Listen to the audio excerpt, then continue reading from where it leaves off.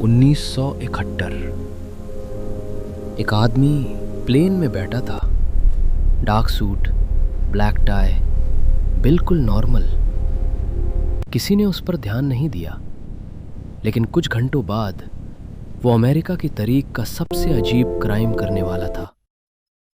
24 नवंबर 1971, Portland से Seattle जाने वाली फ्लाइट, थैंक्सगिविंग से एक दिन पहले।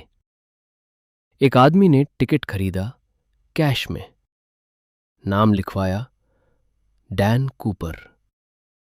बाद में मीडिया ने गलती से उसे D.B. कूपर कह दिया और यही नाम हिस्ट्री में रह गया।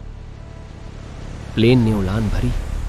कुछ देर बाद उसने एक एयर होस्टेस को फोल्ड की हुई चिट दी। वो पहले मुस्कुराई, उसे लगा शायद फोन नंबर होगा। फिर उस आदमी ने धीरे से कहा, मिस, बेहतर होगा आप नोट पढ़ लें, मेरे पास बॉम्ब है। कैबिन का माहौल बदल गया। नोट में लिखा था उसके ब्रीफ केस में बॉम्ब है और वो उसे करने से नहीं हिचकिचाएगा।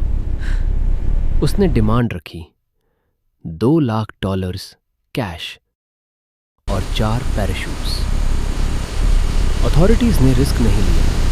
प्लेन सिएटल लैंड हुआ, रैंसम दे दिया गया, पैराशूट्स भी।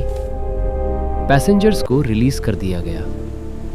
अब प्लेन में सिर्फ क्रू था और D.B. कूपर। प्लेन दोबारा उड़ा, डायरेक्शन मेक्सिको। रात हो चुकी थी, बादल घने थे, बारिश हो रही थी। प्लेन 10,000 फीट की हाइट पर था। कूपर ने क्रू को कॉकपिट में रहने को कहा। फिर प्लेन के पिछले हिस्से का दरवाजा खुला। तेज हवा की आवाज, अंधेरा, तूफान। उसने पैराशूट पहना, पैसे का बैग बांधा और रात के अंधेरे में जंप कर गया। नीचे जंगल था, पहाड़ी वादियां, सर्द हवा। उसके बाद किसी ने उसे कभी नहीं देखा। सर्च ऑपरेशन शुरू हुआ। Helicopters, ground teams, volunteers. लेकिन ना लाश मिली, ना पैराशूट, ना कपड़े। सिर्फ 1980 में एक बच्चे को रिवर के किनारे कुछ पुराने डॉलर मिले। सीरियल नंबर्स मैच हुए। वो रैंसम मनी थी।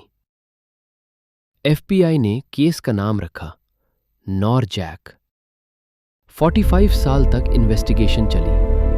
800 से ज्यादा सस्पेक्ट्स, हजारों इंटरव्यूज।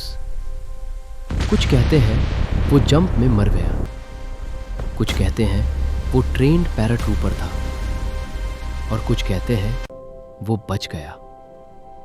नई आइडेंटिटी, नई जिंदगी, बिल्कुल एक आम इंसान की तरह। 2016 में FBI ने इन्वेस्टिगेशन बंद कर दी। केस अनसॉल्व रह गया। D.B. कूपर कौन था? क्या वो हिस्ट्री का सबसे परफेक्ट क्रिमिनल था जो कभी पकड़ा ही नहीं गया? या वो सिर्फ एक आदमी था जो तूफान में खो गया? सवाल आज भी वही है।